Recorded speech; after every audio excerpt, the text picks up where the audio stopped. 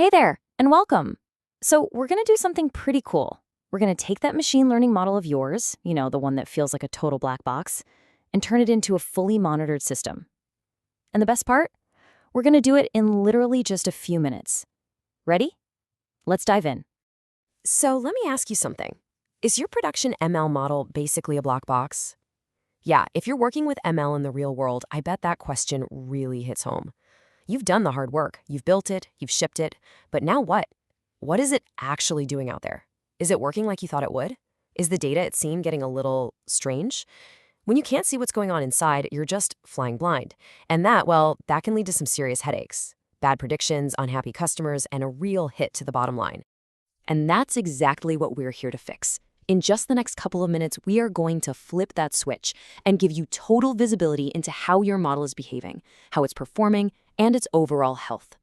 First things first, we got to get you set up. And I mean really set up.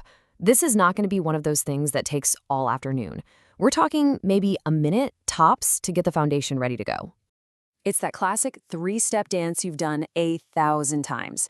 Just head over to the WhiteBox AI app, sign up, click the little verification link they send to your email, and log right in. Super simple, totally secure, and it gets you right to the action. Okay, next up, we need the tools for the job. Just pop open your favorite terminal and run this simple command. That's it. This one line installs the WhiteBox AI SDK. Think of it as the magic wand that's going to connect your model to our platform.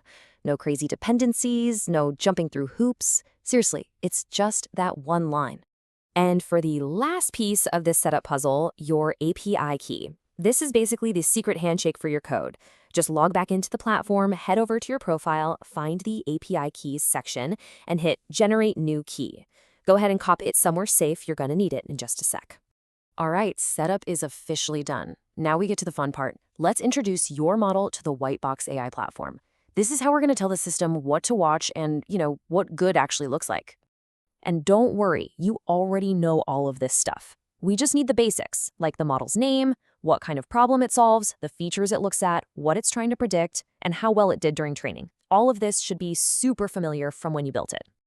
And boom, just like that, your model is officially registered.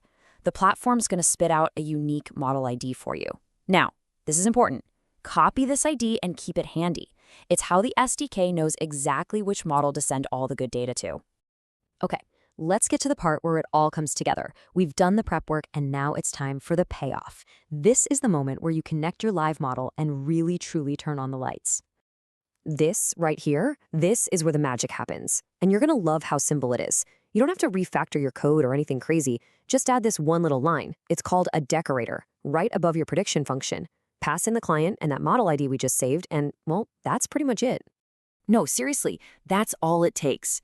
Every single time your function gets called to make a prediction, that little decorator is going to automatically and securely log the inputs and the outputs to WhiteBox AI, all in the background. No extra function calls, no messy code. Your model is officially live on the platform.